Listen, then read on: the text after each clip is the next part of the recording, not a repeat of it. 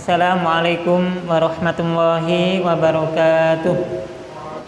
Pada kesempatan malam hari ini kita akan membahas fikih tentang janaiz, fikih tentang jenazah, dan kita akan bacakan dari kitab HPTM, Himpunan Putusan Tarjih Muhammadiyah, Kitabul Janazah, Kitab Jenazah, dan kita akan bacakan redaksinya dalam bahasa Arab yang tertulis dalam kitab ini. Kemudian nanti kita juga akan sampaikan dalil-dalil dari hadis-hadis Nabi Sallallahu Alaihi Wasallam yang berkaitan dengan penyelenggaraan jenazah.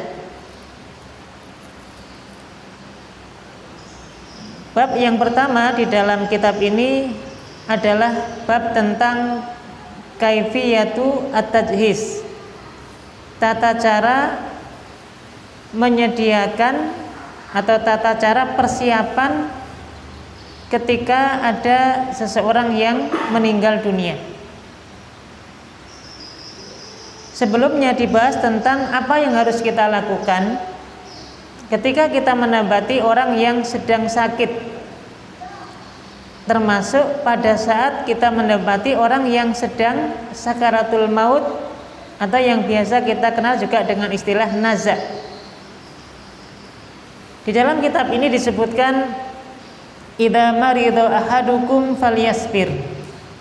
Apabila salah satu di antara kalian sakit, uji sakit, falyasbir, maka hendaknya dia bersabar.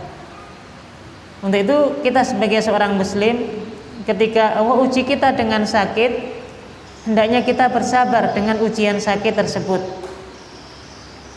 Sebagaimana hadis Nabi Sallallahu Alaihi Wasallam, hadis dari sahabat Abu Hurairah radhiyallahu anhu, riwayat Imam At-Tirmidzi, Nabi Sallallahu Alaihi Wasallam bersabda, man marido lailatan, barang siapa yang Allah uji sakit satu malam saja, fasobaro, kemudian dia sabar dengan ujian sakit tersebut, waradiya biha anillah, kemudian dia ridho, dia menerima bahwasanya ujian berupa sakit itu bagian dari takdir yang Allah tetapkan kepada dirinya, kemudian dia ridho akan takdir tersebut,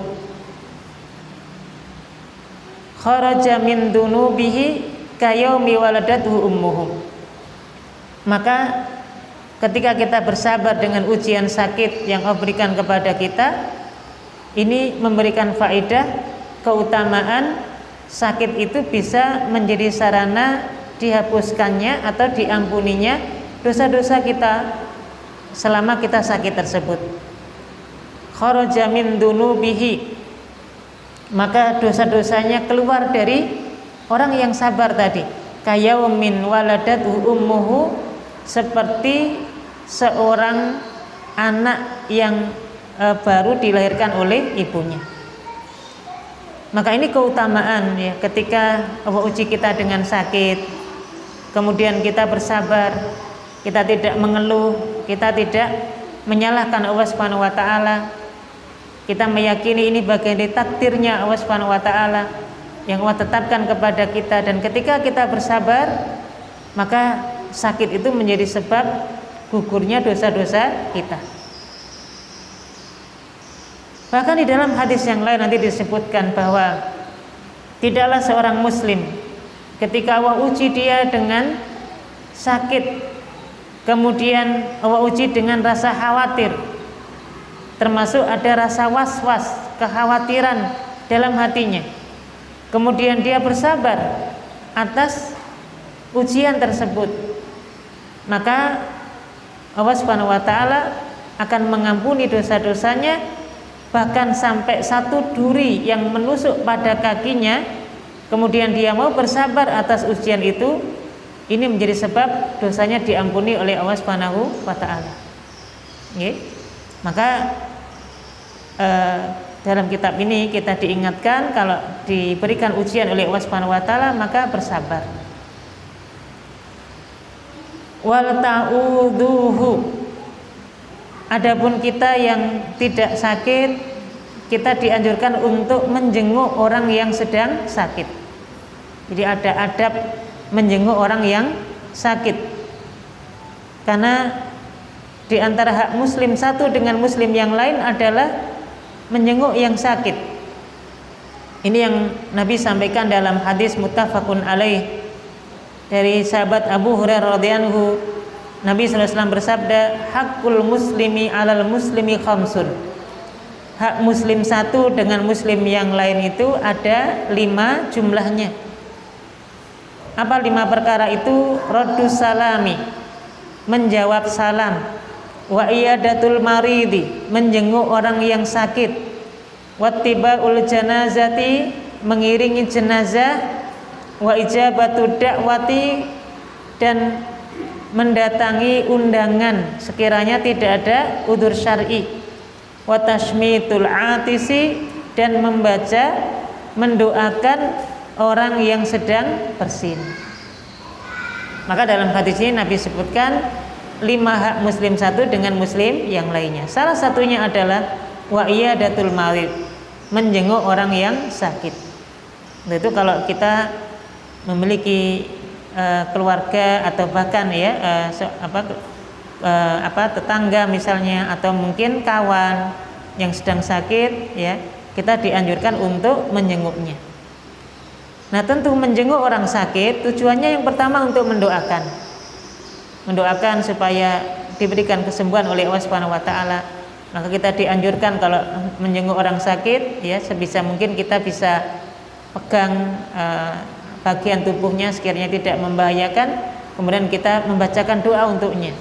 Laba santahuron insyaallah, ya. Kita doakan bahwa penyakit ini insyaallah tidak memberikan madarat, ya. Tidak menjadi masalah.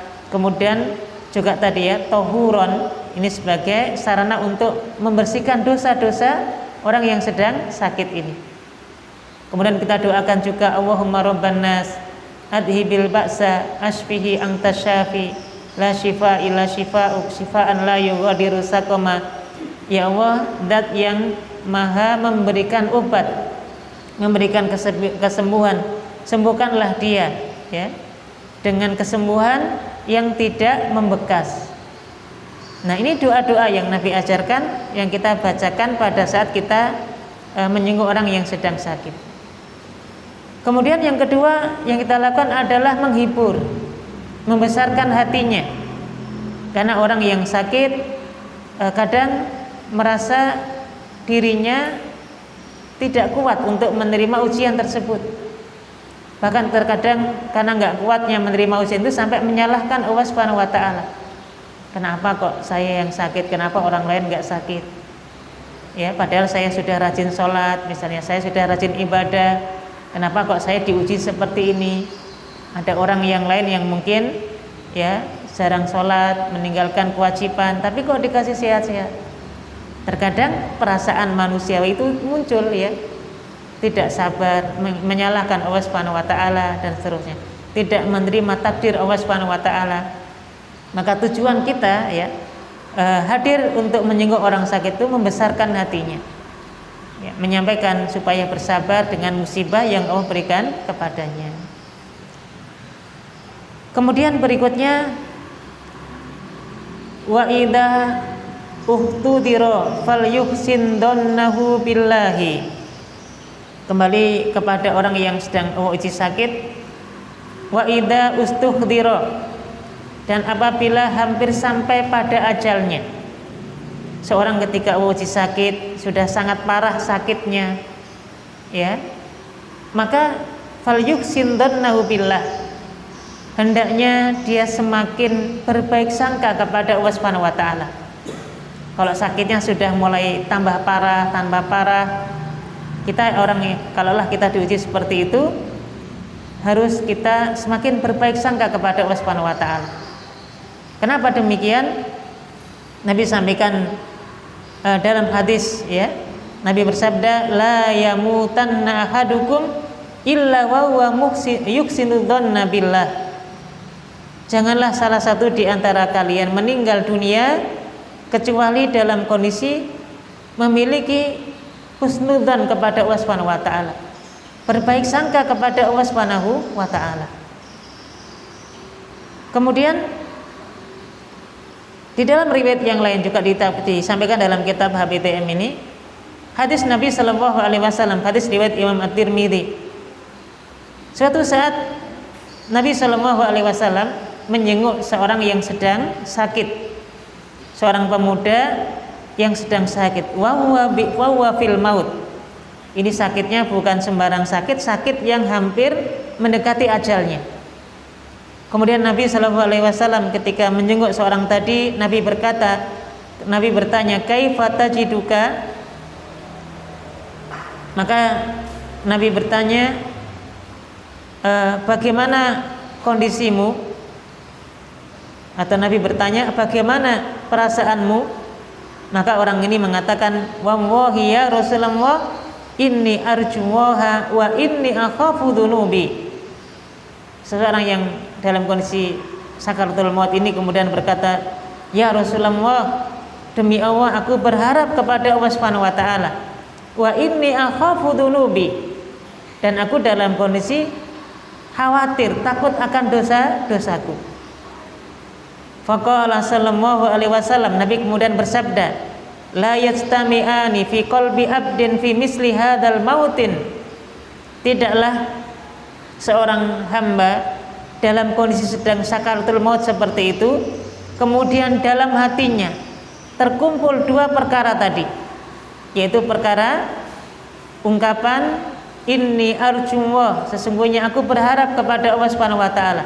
Berarti ada perasaan roja, penuh harap kepada Allah Subhanahu wa taala.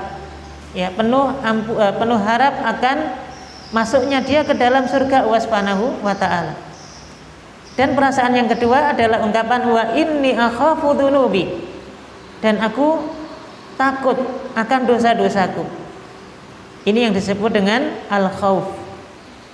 Seorang muslim tidaklah ketika dia sakit kemudian menjelang ajalnya, dia punya dua sikap ini, punya sifat roja, berharap akan pahala, berharap akan ampunan dari Allah Subhanahu wa taala, berharap akan dimasukkan ke dalam surga.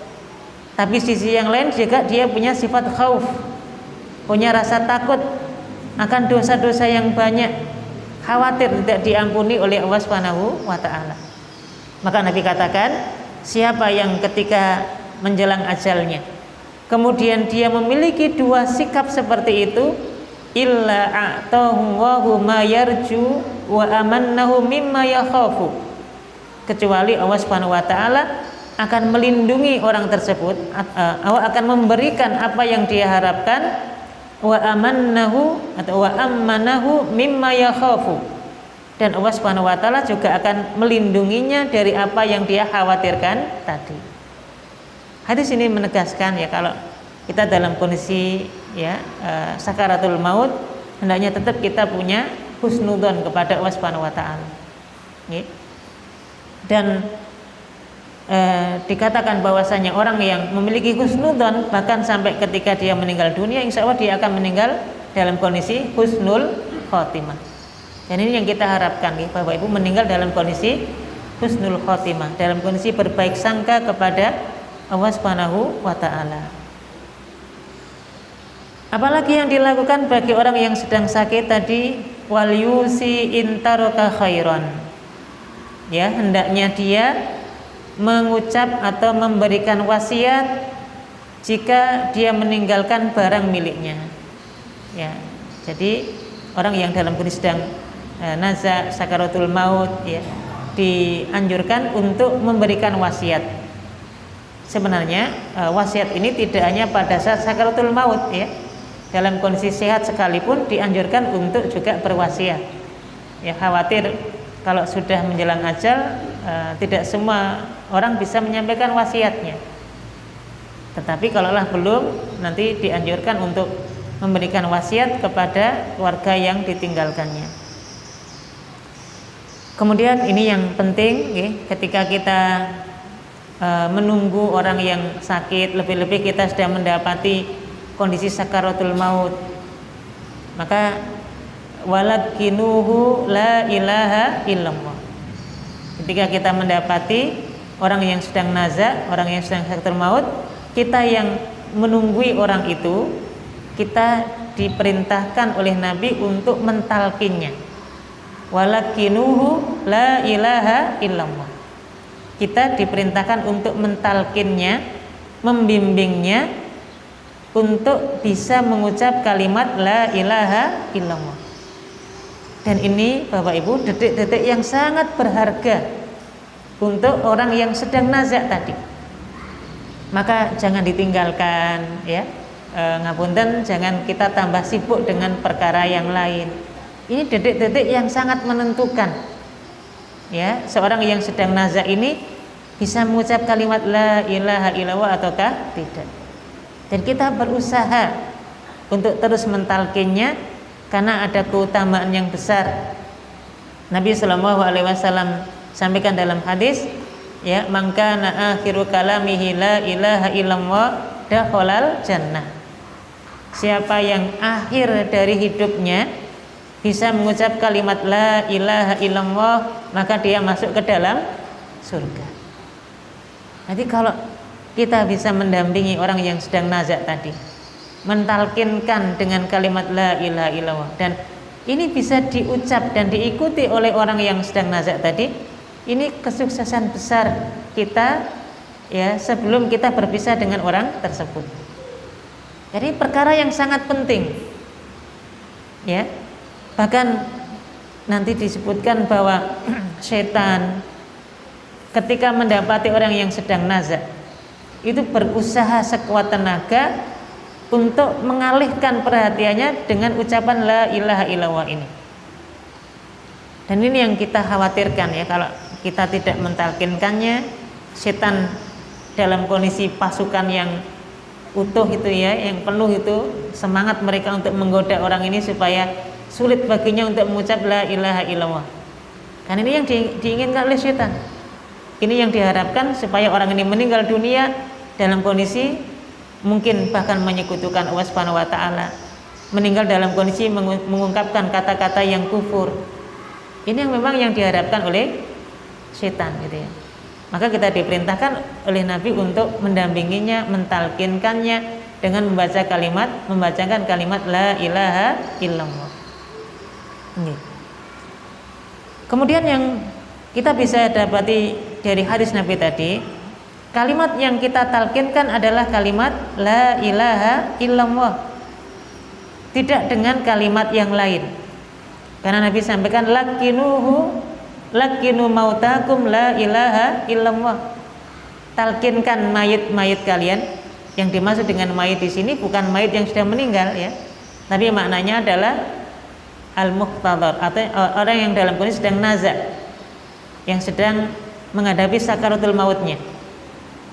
Kita talkinkan kalimat la ilaha illallah. Nah, sehingga kalimat ini yang lebih tepat untuk kita talkinkan ya, tidak dengan kalimat yang lain, tidak diganti mungkin dengan kalimat tasbih, tidak diganti dengan kalimat takbir, atau tidak diganti dengan lafzul jalalah Allah sendiri gitu ya. Tapi sebagaimana Nabi sampaikan, kalimatnya adalah la ilaha illallah. Bagaimana cara kita mentalkin orang yang sedang nazak ini? Yang pertama, kalimat talqin ini kita bacakan, kita bimbingkan dari telinga sebelah kanan. Nanti ada anjuran gitu dalam bab fikih jenazah itu, kalau kita mendapati orang yang sedang nazak, dianjurkan kita untuk menghadapkan jenazah orang yang sedang nazak ini menghadap ke arah kiblat. Kalau memungkinkan gitu. Jadi kita hadapkan wajahnya ke arah kiblat. Tapi kalau sulit nggih mboten usah nggih. Misalnya pas sakit di rumah sakit yang ranjangnya besar itu ya, misalnya pas mujur kemana kira-kira ya, utara selatan gitu, sulit misalnya untuk menghadap ke arah kiblat, ya ini tentu kita tidak perlu memaksakan diri. Tapi jika memungkinkan, kita bisa arahkan wajahnya ke arah kiblat. Artinya betul-betul kakinya ada di barat ya, sehingga wajahnya ini betul-betul bisa menghadap ke arah kiblat. Kemudian kita talqinkan kalimat la ilaha illallah ini, kita bisikkan di telinga sebelah kanan. Kita bisikkan la ilaha illallah. Dan ini tidak perlu cepat-cepat nggih Bapak Ibu. Ya, biasa saja la ilaha illallah. Tunggu waktu beberapa saat, tunggu waktu beberapa menit. Sampai kemudian ada isyarat mungkin dari bibirnya yang mungkin mengucap, atau mungkin isyarat matanya atau yang lainnya yang menunjukkan dia mengucap kalimat tersebut. Kalau kita tunggu nggak ada tanda-tanda mengucap kalimat itu, selang beberapa waktu talqin lagi, bacakan lagi la ilaha illallah, tunggu lagi ya. Kenapa? Ini karena nggak gampang ya, orang dalam kondisi sakaratul maut mencerna apa yang kita ucapkan, apa yang kita sampaikan itu nggak gampang, butuh perjuangan luar biasa. Maka jangan cepat-cepat, apalagi digugupi. Pak nyebut la ilaha illallah, la ilaha illallah ya, mboten nggih. Jadi pelan-pelan. Nah, kita tunggu sampai nanti misalnya beliaunya bisa mengucap kalimat tersebut, atau mungkin ada isyarat mungkin dari bibirnya. Nah, ini yang penting Bapak Ibu. Sekiranya seorang tadi sudah bisa mengucap kalimat la ilaha illallah, sudah berhenti talqinnya, jangan diajak bicara apapun. Diamkan, dan kita berharap kalaulah misalnya Allah mencabut ajalnya, kalimat la ilaha illallah itu menjadi kalimat yang terakhir yang diucapkan. Maka jangan diajak bicara lagi. Jangan terus ditanya, Pak, terus pundi warisanipun? Pak, panjenengan badhe wasiat napa? Padahal tadi sudah mengucap kalimat la ilaha illallah. Sudah diamkan. Kalaulah sampai meninggal ya di akhir itu, berarti kalimat akhir yang diucapkan adalah kalimat la ilaha illallah. Ini sesuatu yang berharga sekali, yang sangat penting dalam diri seorang muslim, karena tadi dijamin bisa masuk surga. Okay.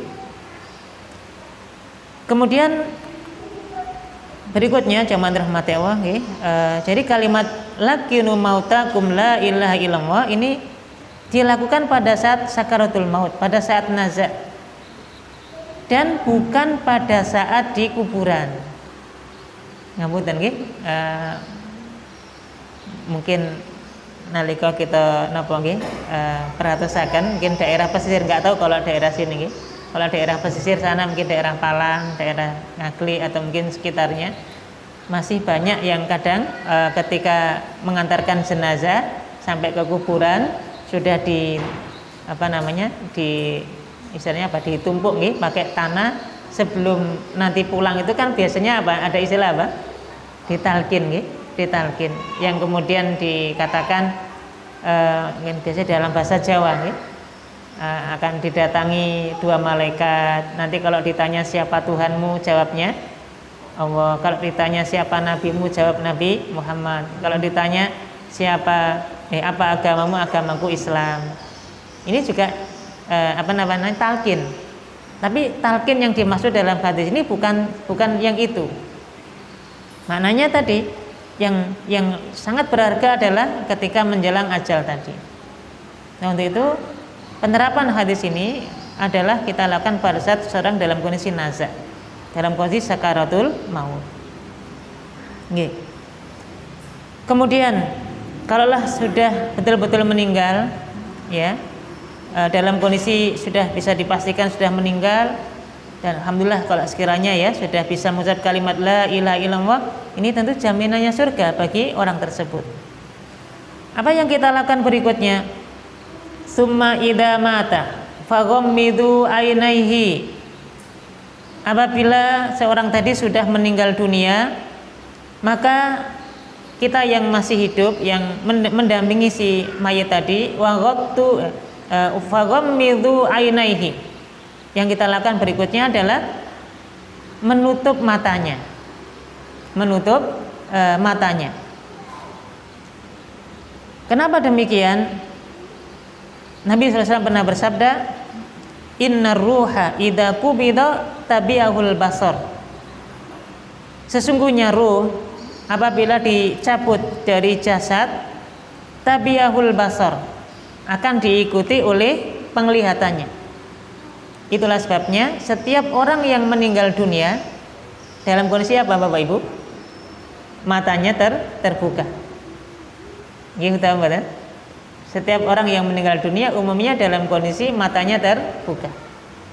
Kenapa? Karena ngapunten ini misalnya seseorang, kalau orang itu meninggal dunia, ruh itu keluar dari jasadnya dimulai dulu dari kaki.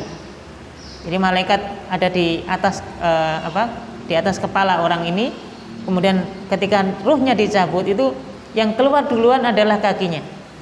Ruh itu akan keluar dari kakinya dulu. Maka biasanya kalau kita mendapati atau memastikan orang itu sudah meninggal atau tidak, yang biasa dipegang pertama apa? Kaki biasanya kan ya. Membuktikan ini kalau sudah nggak ada gerakan atau mungkin berbeda rasanya gitu ya, atau udah kondisinya berbeda, karena ruh itu akan keluar dulu, dicabut dari arah kepala, yang keluar dulu dari kaki dulu. Kaki ke atas sampai ke lutut, lutut sampai pinggang, terus sampai perut, sampai ke dada ya, sampai kemudian ke tenggorokan. Nah, disinilah orang itu kalau sudah nyawanya sampai tenggorokan, maka taubatnya tidak diterima oleh Allah Subhanahu wa taala. Nabi sampaikan, innallaha la yaqbalu taubatal abdi malam yughargir. Sesungguhnya Allah Subhanahu wa taala tidak menerima taubat seorang hamba ketika nyawanya sampai di tenggorokannya. Atau sesungguhnya Allah menerima taubat seorang hamba selama belum nyawa itu sampai di tenggorokan. Untuk itu terus nanti ketika tenggorokan lewat, maka yang terakhir yang diikuti adalah mata. Maka biasanya orang meninggal dunia dalam kondisi matanya terbuka. Nah, untuk itulah bagi kita yang menunggu orang yang sedang atau dalam kondisi wafat ini, dianjurkan untuk faghammidu ainaihi. Kita diperintahkan untuk menutup mata atau kedua mata orang tersebut.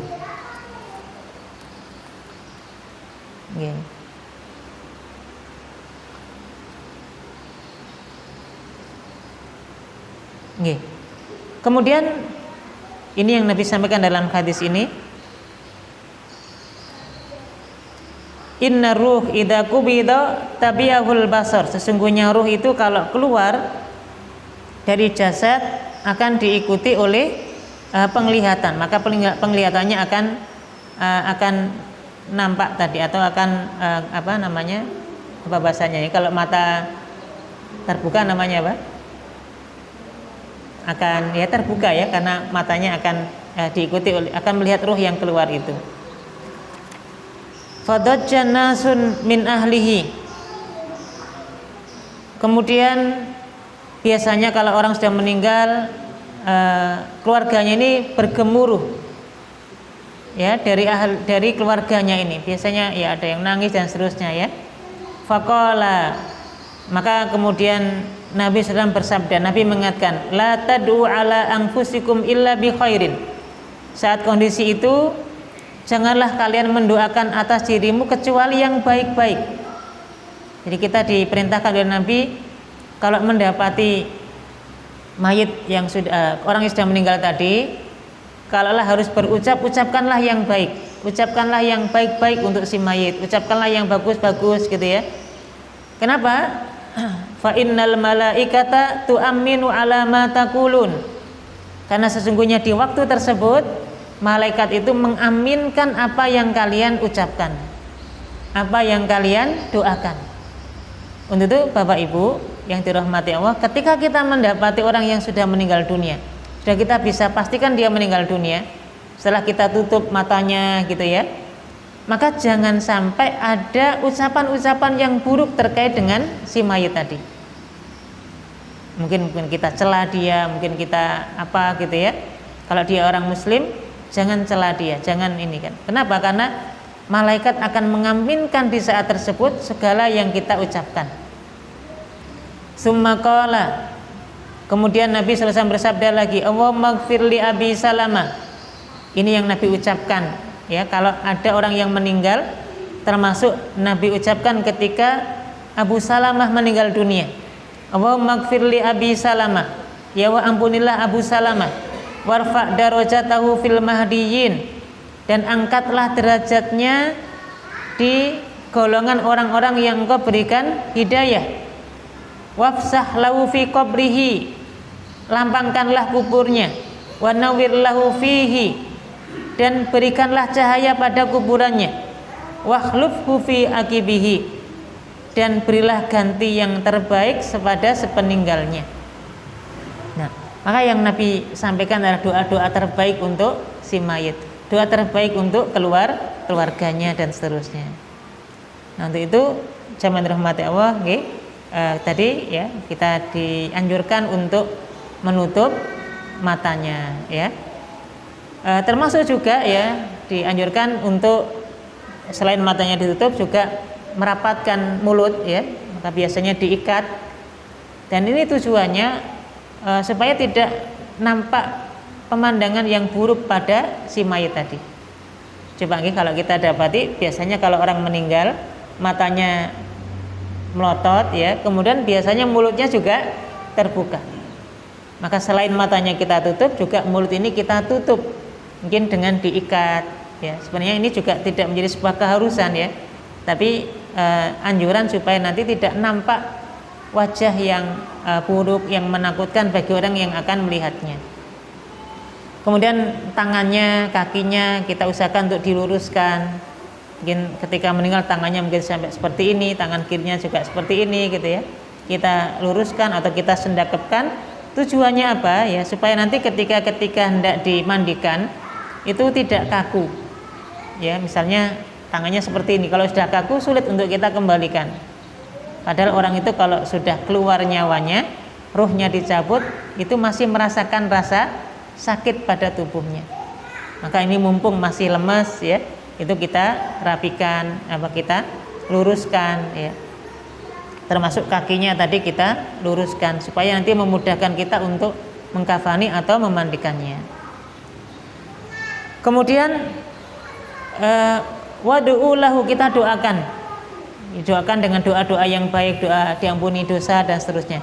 Waghattuhu bisaubin hasanin, dan tutuplah si mayit itu dengan baju yang baik. Maka kita dianjurkan untuk menutupi mayit mungkin dengan jari atau mungkin dengan sarung atau yang lainnya supaya tidak nampak dilihat oleh orang lain. Nah, Bapak Ibu, ini prosesnya, kalau sudah aman seperti itu, aman dalam artian sudah kita tutup, sudah kita pejamkan matanya dan seterusnya. Apa yang kita lakukan berikutnya? Summa badiru biqada'i dainihi ingkana. Bersegeralah untuk melunasi hutang-hutangnya. Ya, bersegera untuk melunasi hutang-hutangnya. Sehingga sebenarnya kalau kita kembali pada kitab HPTM ini mengumumkan apakah si mayit itu punya hutang atau tidak, ataukah ada yang punya sangkut paut masalah hutang dengan si mayit, itu kalau dalam urutannya ini itu dilakukan bahkan sebelum mayit itu dimandikan, sebelum si mayit itu disolatkan, bahkan ketika sudah dipastikan meninggal dunia, langsung yang dilakukan adalah badiru biqada'i dainihi, bersegera untuk membayar dan melunasi hutang-hutangnya jika memang ada. Jadi tidak nunggu pada saat nanti ketika mau disolatkan atau pada saat bahkan mungkin di kuburannya, gitu ya. Tidak. Tapi di sini disebutkan sebelum bab tentang memandikan jenazah, itu yang dilakukan adalah mengumumkan atau mencari informasi adakah tanggungan hutang bagi si mayit. Ini umumnya biasanya kapan Bapak Ibu tanggungan hutang ini diumumkan? Biasanya menjelang berangkat atau menjelang sholat, Tapi kalau dalam kitab HPTM ini ternyata kita dapati pengumuman itu dilakukan bahkan sebelum dimandikan, ya. Nah, baru apalagi fajahizuhu, baru kemudian dipersiapkan untuk proses memandikannya, dipersiapkan untuk persiapan kain kafannya. Mungkin ada petugas yang biasanya menggali kubur dikabarkan supaya menggali kuburnya dan seterusnya. Berikutnya apalagi wan'uhu li ahlihi wa ikhwanihi al muslimin, Kemudian kabarkanlah kepada kerabat, kepada teman-temannya, termasuk kepada kaum muslimin secara umum. Baru diberikan informasi kabar ini kepada orang lain. Ya. Baik. Baik jamaah dirahmati Allah, ini kurang lebih ya bab pertama dalam kitab ini tentang persiapan ketika orang sudah meninggal dunia. Baru nanti masuk pada bab memandikan, mengkafani, menyolatkan dan menguburkan. Wallahu a'lam bishawab. Mungkin ini nggih mukadimah atau pembukaan dari kitab ini. Semoga Allah Subhanahu wa taala memberikan faedah, manfaat ilmu kepada kita semuanya. Wallahu a'lam. Monggo mungkin ada tambahan atau mungkin tanya jawab mungkin sekiranya ada. Nggih, monggo.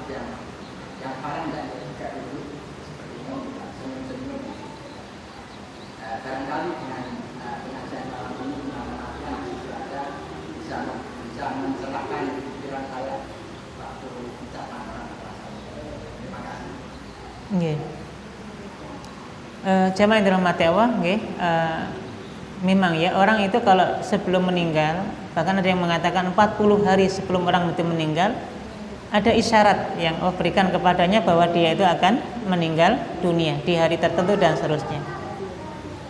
Dan sehingga biasanya orang akan mengatakan, memberikan isyarat-isyarat tertentu.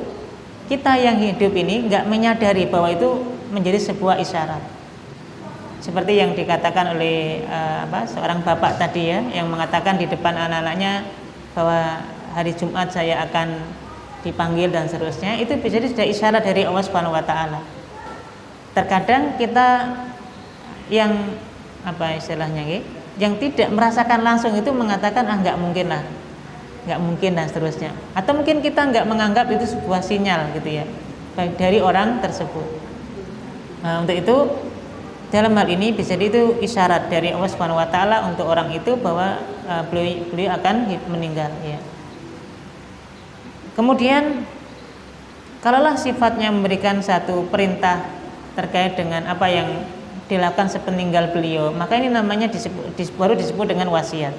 Jadi kalau sekedar mengabarkan akan meninggal di hari ini dan seterusnya ya, tentu ini bisa diisyarat tanda dari Allah Subhanahu wa taala yang mengabarkan bahwa dia akan meninggal. Nah, terkadang Bapak Ibu tidak berupa ucapan, terkadang berupa satu amalan, perbuatan yang mungkin dia tidak pernah melakukan amalan itu, tapi menjelang ajalnya dia lakukan itu sebagai isyarat bahwa dia akan berpisah dengan bumi ini, berpisah dengan teman-temannya. Saya punya seorang guru ya di Palang sana dulu, beliau itu meninggalnya juga mendadak ya. Ini cerita saya diceritain. Jadi beliau itu suka main bulu tangkis ya. Di malam-malam main bulu tangkis. Biasanya kalau main bulu tangkis nggak pernah mungkin bersalaman. Jadi pada waktu itu pada saat main itu dia itu datang langsung menyalami semua orang yang ada di situ. Ya, orang lain nggak menyangka bahwa itu adalah hari terakhir dia akan bisa bertemu dengan teman-temannya dan seterusnya. Ya, padahal yang dilakukan sebelumnya nggak pernah melakukan itu gitu ya. Datang saja dan seterusnya. Seolah-olah ketika dia datang kemudian bersalaman satu persatu, semua orang ditemui, ditatap wajahnya dan seterusnya. Ya, jadi itu pertanda pamitannya dia pada orang-orang yang ditemunya pada saat bermain tadi. Dan betul ya, pada hari itu juga setelah bermain itu mungkin karena capek dan seterusnya, ada yang mengatakan serangan jantung dan seterusnya, akhirnya dia meninggal di hari itu juga, padahal kondisinya ya sehat, kondisinya tidak ada tanda-tanda apa-apa dan seterusnya. Wallahu a'lam, ya tentu kita nggak tahu kapan datangnya ajal seseorang, tapi bagi orang yang akan meninggal, Allah Subhanahu wa taala sudah berikan isyarat itu, mungkin berupa pamitan yang sifatnya sindiran, mungkin perbuatan yang sifatnya sudah isyarat akan pamitan dan seterusnya, karena Allah sudah memberikan gambaran itu kepada orang tersebut. Ya. Nah, adapun yang sifatnya permintaan, permohonan atau sesuatu yang harus dikerjakan oleh orang lain sepeninggalnya, ini yang baru dikatakan wasiat. Misalnya dalam kondisi seperti itu, kemudian beliau mengatakan, tolong nanti harta yang saya miliki ini sebagian tolong diwakafkan untuk pendidikan ini, untuk ini. Nah, ini berarti namanya apa? Wasiat. Sesuatu yang kita kerjakan sepeninggal orang tersebut, ini namanya apa? Wasiat. Dan wasiat ini selama tidak bertentangan dengan syariat, wajib kita menunaikan wasiat tersebut. Ya, misalnya wasiat untuk mewakafkan harta yang dimiliki, wasiat supaya misalnya ya, mungkin dia punya buku-buku supaya diwakafkan untuk perpustakaan masjid atau yang lain. Selama wasiat itu baik, tidak bertentangan dengan syariat, maka kita wajib untuk melakukannya, ya. Nah, kemudian kalau sifatnya pemberian harta, tolong kasihkan harta saya kepada si fulan sekian-sekian. Nah, ini namanya wasiat memberikan harta. Nah, kalau wasiat yang sifatnya memberikan harta kepada orang lain yang bukan ahli waris, ini tidak boleh melebihi dari sepertiga. Tidak boleh melebihi dari sepertiga harta yang dimilikinya. Kalau lebih ya cuma sepertiga saja yang diberikan. Ya, tidak boleh melebihi dari sepertiga. Adapun jika wasiat itu bertentangan dengan syariat, ini nggak boleh dijalankan, nggak boleh dilakukan. Apakah yang tidak menjalankan berdosa? Tentu tidak, ya, karena justru ini untuk menyelamatkan orang yang berwasiat. Kalau wasiatnya justru dilakukan dan ini dosa, ya maka tentu yang menjalankannya juga dapat dosa. Nanti yang sudah meninggal itu pun berwasiat yang tidak baik pun, ketika di alam kubur pun juga akan mendapatkan kiriman apa? Dosa, karena berwasiat yang tidak baik. Contoh misalnya orang yang sebelum meninggal, karena mungkin hartanya banyak, kemudian dia wasiat, wahai anak-anakku, nanti kalau saya meninggal tolong saya ditanggapkan orkes, gitu. Atau mungkin apalah gitu ya, yang itu merupakan hal yang tidak dibolehkan dalam syariat, ya. Maka ini tidak boleh dilakukan, wasiat seperti tidak dilakukan, ya. Okay. Dan tadi ada kabar baiknya, ya, adalah meninggal di hari Jumat. Ya, beliau mengatakan akan meninggal di hari Jumat. Di antara tanda husnul khotimah seseorang adalah meninggal di hari Jumat. Dan yang dimaksud dengan Jumat itu Bapak Ibu, dimaksud dengan hari Jumat, ya, itu mulai dari adzan maghrib. Kalau tadi misalnya hari Kamis, tadi adzan maghrib itu berarti masuk hari Jumat, sampai besok harinya sebelum adzan maghrib lagi, itu hari Jumat. Maka siapa yang meninggal baik di malam Jumatnya maupun siang hari Jumatnya, dia mendapatkan keutamaan. Nabi bersabda, kurang lebih maknanya, barang siapa yang meninggal di hari Jumat, Allah akan selamatkan dia dari Allah akan selamatkan dia dari fitnah kubur. Maka para ulama menyampaikan di antara tanda husnul khotimah seseorang adalah meninggal di hari Jumat. Dan wallahu ya, mungkin bertanda dari Allah Subhanahu wa taala beliau meninggal dalam kondisi husnul khotimah karena meninggal di hari Jumat. Wallahu a'lam. Sambung adzan, ya. Cukup nggih Bapak Ibu? Nggih, mungkin ini saja, jazakumullahu khairan. Mohon maaf nggih, ngapunten, baru bab tentang persediaan. Nanti tentu masih ada bab tentang mengkafani, memandikan, mengkafani dan seterusnya. Semoga Allah Subhanahu wa taala menjaga kita semua dan semoga menerima segala amal ibadah yang kita kerjakan. Subhanaka wa bihamdika asyhadu an la ilaha illa anta astaghfiruka wa atubu ilaik. Wassallallahu ala sayyidina Muhammadin. Assalamualaikum warahmatullahi wabarakatuh.